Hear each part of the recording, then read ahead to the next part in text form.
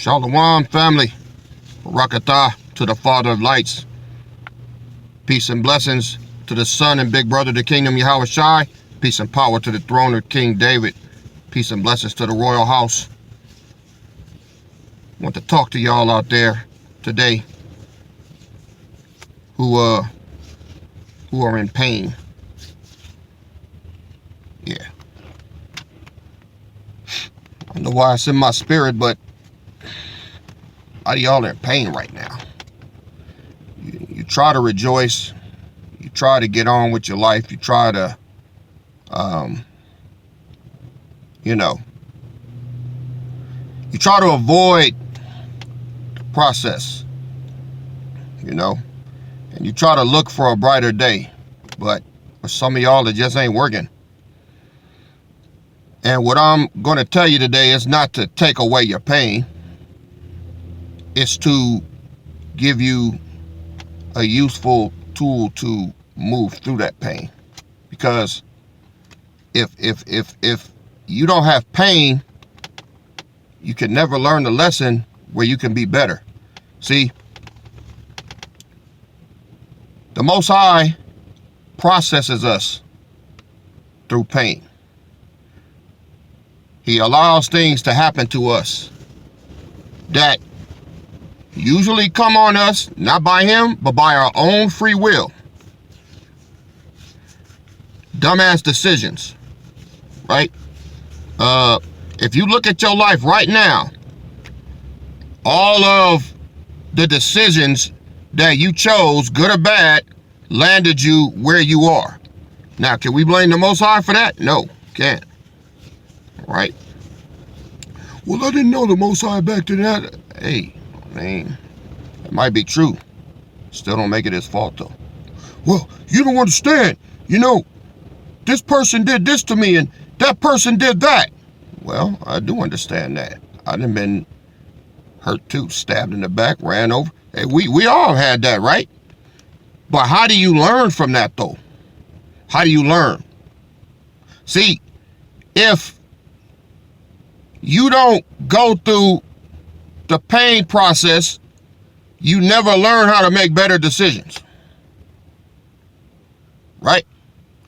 Now, some people, they don't process their pain in a healthy way, and they end up hurting themselves more. The mailman that went through a divorce and started drinking, lost his job, became homeless, and overdosed on drugs. He didn't process that pain right. See, that ain't nobody in here, all right? In this body, you don't have that excuse and you don't have that reason because you have something that the world don't have. You got the Most High. You know that there is a cutoff point to how much he's going to allow you to go through. But you have to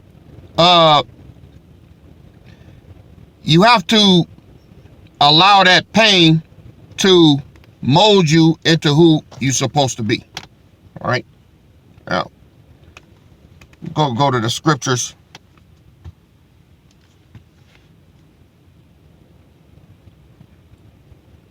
For some clarification. I want to go to Romans 8. Start at verse 31. What shall we then say to these things? If power be for us, who can be against us? Now you got to get that settled in your mind first. The Most High is either for you or he's not. If you in here, he's for you. That's off the table. Yeah, but I'm still going through some bullshit. Well, you're not exempt from that just because you're in this body. You're not exempt from hardship, cruel people, bills, injury. You're not exempt from that just because you're in this body. If you're under the illusion that because you're in here, nothing bad is going to happen to you, you're missing the mark. Let me proceed. Romans 8:32. Look what it says. This is talking about Yahweh Shai. He that spared not his own son, but delivered him up for us all, how shall he not with him also freely give us all things? Now, he didn't spare his own son, right? And we're going to get to that in a minute.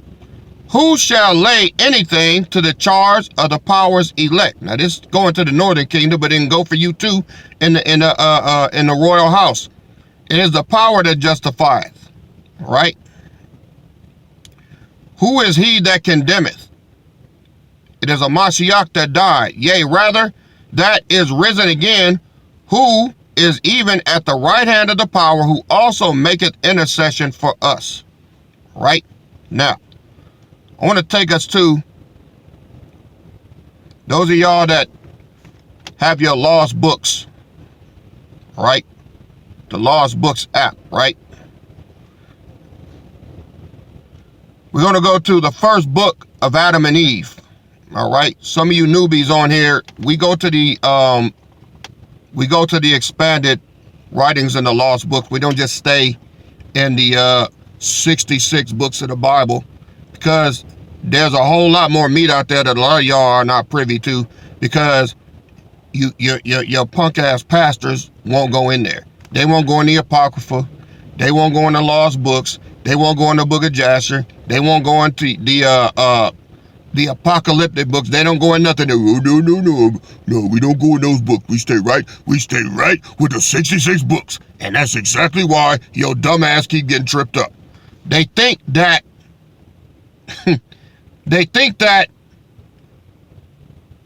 the scriptures are confined in the 66 books, and they're not. Over 220 books were written, okay? And it says that those books were written for the people in the end. That's us. This is why we go in them, all right? Now, let's go to the first book of Adam and Eve, chapter 14. X14, right? First book of Adam and Eve said, all right. This is when Yahushua got kicked out of the garden, right? Then said Adam to the power, O Lord, take thou my soul and let me not see this gloom anymore, or remove me to some place where there is no darkness. See, Adam, when he got put out the garden, he didn't know what to do with himself, because he had never seen life outside the garden. It was always good. He had grapes this big. He had fruit. His feet didn't even touch the ground when he walked, all right? The garden was off the hook.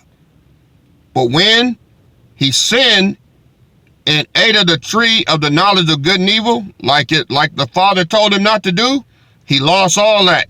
And the Most High cast him into outer darkness, okay? Now, who made the decision to do that? Adam did, but he didn't. He tried to blame Eve. He said, this woman that thou gave me, all right? You know, she offered me the fruit from the tree of the knowledge of good and evil, and I did eat. Say, yeah, but you still ate though. Who made the decision to do that? The Father didn't let Adam get off by giving excuses. Why are you where you are today? Well, I didn't know. I didn't know so-and-so was going to do this. I didn't know so-and-so was going. Yeah, that's true. Okay. But now that this has happened to you, you are in a shithole and you want to get out and you can't. You got to bide that time. The Most High gonna let you bide that time until it's time for you to go, so that you can learn something. It's a process, all right? Verse 2. Now Yahushua, aka Adam, said, remove me to some place where there is no darkness. It was dark as hell where Adam was. See, in the garden, it was full of light. He could hear the angels singing. Most High cast him out. He was with briars, thorns, and bushes, man. He was out there, you know, and it was a land full of pain. He was outside the protective confines of the garden, and he was scared. Verse 2. But power, the Lord said to Adam, verily I say unto thee, this darkness will pass from you. Every day I have determined for you, until the fulfillment of my covenant, when I will save you and bring you back again into the garden, into the abode of light. you long for, wherein is no darkness. I will bring you to it in the kingdom of heaven. So when Adam transgressed, the Father himself said, I'm going to bring you back. It's going to be a minute though. Look how long it's going to take, y'all. Again said to Adam, all this misery that you have been made to take upon you because of your transgression. Hear that. All this misery that has come upon you is because of your transgression. So you did something to end up where you are, whether you meant to do it or not. And because you're there, you're going to have to wait it out and tough it out until you get out. Okay? Again, said the power unto Adam, all this misery that you have been made to take upon you because of your transgression will not free you from the hand of Satan and will not save you. So you can whine, you can cry, you can do all of that. Hey, it ain't gonna help. You ain't getting out until it's time. You're going to be processed through that pain. Verse 4. But I will. He said, you're not going to be free from the hand of Satan, but I'm going to free you. This is what the Father told Adam, a.k.a. Yahushua, his son. He said, but I will free you when I shall come down from heaven. Listen, and shall become flesh of thy seed and take upon me the infirmity from which you suffer. Then the darkness that came upon you in this cave shall come upon me in the grave when I am in the flesh of your seed. So, that's deep. Father told Adam that in the end of time, he was going to come down here in the flesh and take upon him all of the nasty, mean things that was done to Yahushua onto himself in order to save him. Verse 5. And I, who am without years, the Father's eternal, but he says, I'm without years, but look what he said, shall be subject to the reckoning of years, meaning that the Father is going to come down here and he's going to have age. He's going to start off as a little baby with shitting in his diapers. He's going to go to age 1, 2, 3, 4. He's going to be a bumpy-faced teenager, all right? He's going to be a young adolescent. He's going to be a young man of 20, 30, 40, 50, right? He says, I who am without years shall be subject to the reckoning of years, of times, of months, and of days. And I shall be reckoned as one of the sons of men in order to save you. That's what he said.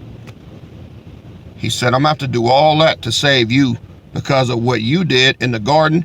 I'm going to have to overturn that by coming to earth in the flesh, right? In order to save you. That's what he said. Now, I want to go to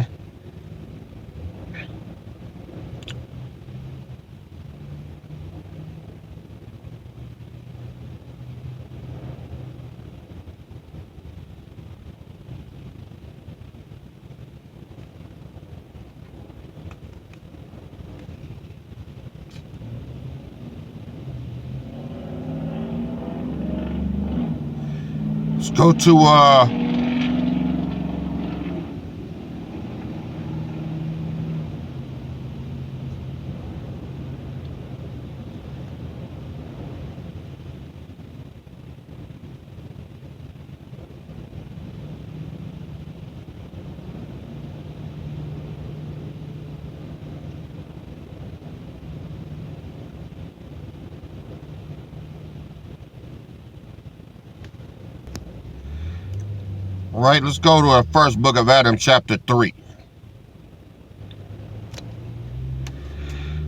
Concerning the promise of the great 5 days and a half, Power said to Adam, I have ordained on this earth days and years, and you and your seed shall dwell and walk in it until the days and years are fulfilled, when I shall send the word that created you, and against which you have transgressed, the word that made you come out of the garden, and that raised you when you were fallen. Yea, the word that will again save you when the 5 days and a half are fulfilled. But when Adam heard these words from the power and of the great 5 days and a half, he did not understand the meaning of them. For Adam was thinking that there would be 5 days and a half for him to the end of the world. And Adam wept and prayed to the power to explain it to him. Then the power, in his mercy for Adam, who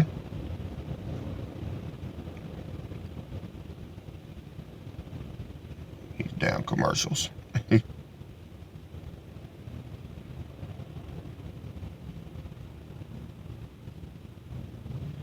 Then power, in his mercy for Adam, who was made after his own image and similitude, explained it to him. Wait a minute, let me go back. They got these damn commercials now fucking everything up. All right, take it from the top. The word that created thee, and against which thou hast transgressed, the word that made thee come out of the garden, and that raised thee when thou wast fallen, yea, the word that will again save thee when the 5 days and a half are fulfilled. For when Adam heard these words from the power and of the great 5 days and a half, he did not understand the meaning of them. For Adam was thinking that there would be but 5 days and a half for him to the end of the world. Adam wept and prayed to the power to explain it to him. Then the power, in his mercy for Adam, who was made after his own image and similitude, explained it to him, that these were 5,500 years, and how one would then come and save him and his seed. All right? But the power had before that made his covenant with our father Adam in the same terms ere he came out of the garden, when he was by the tree whereof Eve took the fruit and gave it to him to eat. Insomuch as when our father Adam came out of the garden, he passed by that tree and saw how the power had then changed the appearance of it into another form, and how it withered. And as Adam went to it, he feared, trembled, and fell down. And power said in his mercy lifted him up, and then made this covenant with him. And again, when Adam was by the gate of the garden, and saw the cherub with a sword of flashing fire in his hand, and the cherub grew angry and frowned at him, both Adam and Eve because afraid, and Adam and Eve became afraid of him. And though he meant to put them to death, so they fell on their faces and trembled with fear. See, even the angels was turned against him, man, when he got put out the garden. See, but he had pity on them and showed them mercy, and turning from them went up to heaven and prayed unto the Lord and said, Lord, you did send me to watch at the gate of the garden with a sword of fire. But when your servants Adam and Eve saw me, they fell on their faces and were as dead. He said, my Lord, what shall we do to thy servants? Then the power had pity on them. And the angel showed them mercy and sent his angel to keep the garden. Well, the power had pity on them, showed them mercy, and sent his angel to keep the garden. And the word of the Lord came unto Adam and Eve and raised them up. And the Lord said, I told thee that at the end of 5 days and a half I will send my word and save thee. Strengthen your heart, therefore, and abide in the cave of treasures, of which I have spoken before thee, to thee. And when Adam heard this word from the power, he was comforted with that which the power told him, for he told him that he would save him. So, this is all that Adam had to go on, y'all. All he had was the Most High's word that he was going to save him. He even told him when. Didn't really help him much, because Adam, like, 5,500 years are going to wait. And here you got these clowns thinking that they only live once. Yahweh Shai has come through many lifetimes to get to the point where he was as Yahweh Shai. All right? I ain't never known nobody live no 5,000 years in one sitting. You die and you come back. The world calls it reincarnation, but the Bible calls it regeneration. Same thing. All right? So, that means that you, as a person, have had many lifetimes. And this is the final phase of your transformation. And because you're going through things right now, it's molding you who you're going to be eternally. So you have to let the process continue. It's a headache, all right? It's uncomfortable. It's irritating. It leaves you tussling and toiling. But you got to let that process continue. He told you Yahweh Shai 5,500 years. And do you know we almost at that mark now? Since the garden, it's been roughly 5,000 years. Okay? So, that being said, the process of pain that you're dealing with, the Most High know about it. Right? And he said that in due season, he was going to save you. Let me get a precept.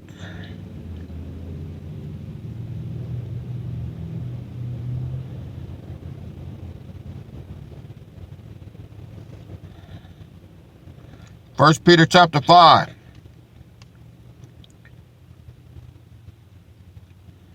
Verse 8. Now, just like in the garden, same warning to everybody out there, right? Be sober. You know what? Yeah, let me start at verse 6. Let me start at verse 6. 1 Peter 5, verse 6. Humble yourself, therefore, under the mighty hand of the power, that he may exalt you in due time. You're going to be exalted in due time and not before. The same promise he made to Yahweh Shai in the garden as Adam. He said, I'm going to exalt you, but I have your days numbered. You got 5,500 days before I exalt you again. So, I don't care. And if you read the first book of Adam and Eve, Yahweh Shai, a.k.a. Adam, tried to kill himself numerous times. He threw himself off a cliff one time. You know what the Most High did? He raised him up. And guess what? Adam had to deal with them injuries. He was busted up. The Most High didn't just raise him up all squeaky clean so he can do it again. No. He had to heal, broken bones, all of that. He like, it ain't going to help you. I'm not going to let you kill yourself. You're going to come right back and pick up where you left off. So you might as well do it. He let the devil fuck with him, man. The devil burnt Adam back, man. He set fire and burnt him on his back, man. I wish I had time to show y'all how the Most High allowed Adam to get tortured from Satan, man. And he begged him. He like, come on, man. Let me back in the garden, man. I don't like it out here. He like, nope. He said, you transgressed, so I'm going to let Satan have you. You're all his now. You didn't want to listen to me. All right? It's 1 Peter chapter 5, verse 6. Humble yourself therefore, under the mighty hand of the power, that he may exalt you in due time. Verse 7. Casting all your care upon him, for he cares for you. That's what you need to know. Verse 8. Be sober, be vigilant, because your adversary, the roaring lion, the devil, as a roaring lion, walketh about seeking whom he may devour. All right? Whom resist steadfast in the faith, knowing that the same afflictions are accomplished in your brethren that are in the world. So you ain't the only one going through something, man. We all are. It's just how you go through it. It's how you take it. You can whimper and cry, or you can man up or woman up, whatever you may be. And, you know, you can put both feet flat on the ground and make friends with your environment, man. That's what you got to do. You got to adapt or die, man. You got to make friends with your environment, all right? You got to identify where you at. How do you make friends with your environment? Well, you got to look around. You got to recognize, realize, and analyze where you at. You got to say, you know what? I don't like where I'm at. It's uncomfortable. I hate it here. You can do all of that. But then you got to tell yourself, but the Most High knows exactly where I'm at. And in his time, he going to pull me out of here. One day, just like that. Bam. It's all over.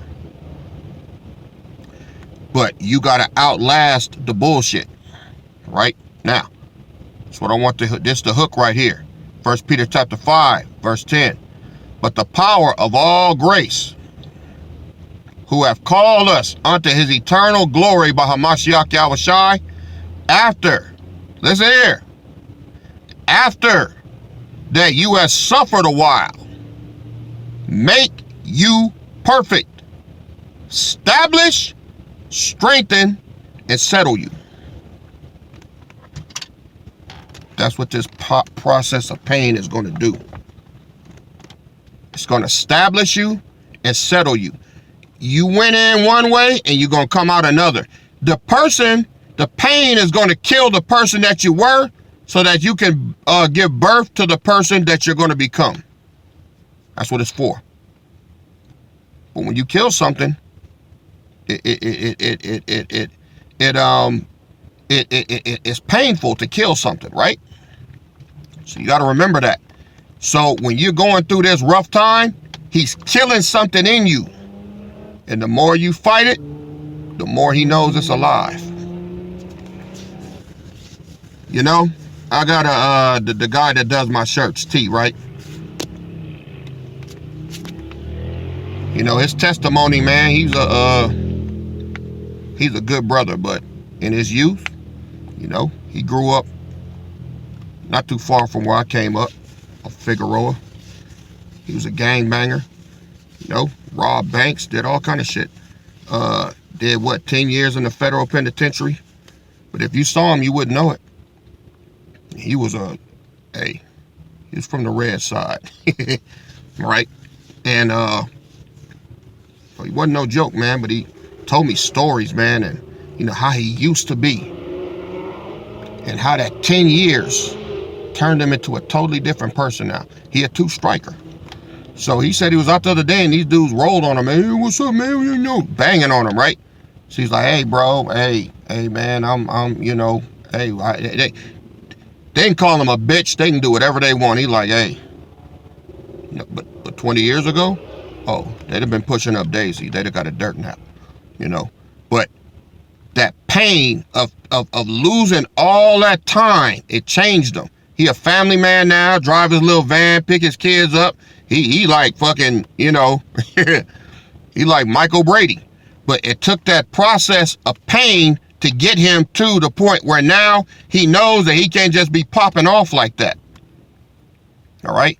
He told me when he got out of the penitentiary, he went to court to get released, and the judge was like, okay, after 10 years, the judge said, okay, now you got to go to the state pen for a year. I said, at the same court? He said, yeah. They didn't let me know. I'm all dressed up thinking I'm finna go home.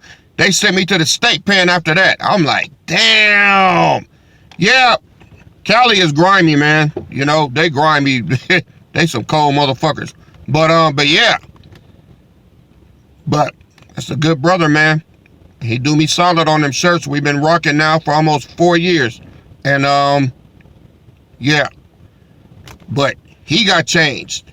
And every now and here, I shuffle him some Hebrew stuff, man. He digging it, you know. I really love this cat, man. But yeah, so whatever journey you on, all right, just know that it's for a reason, right? So don't hate the process, man, and don't fight it. Don't stop it from becoming. Just let it be what it is so that you can become who the Most High wants you to be, all right? I hope this message blesses your soul and spirit. Barakatah to the Father of lights. Peace and blessings to the Son and big brother of the kingdom, Yahweh Shai. Peace and power to the throne of King David. And peace and blessings to you out there, Royal House. All right. That's it for this message. I'll see y'all on the next go round. This your King and Shepherd KD, and I'm out. Shalom.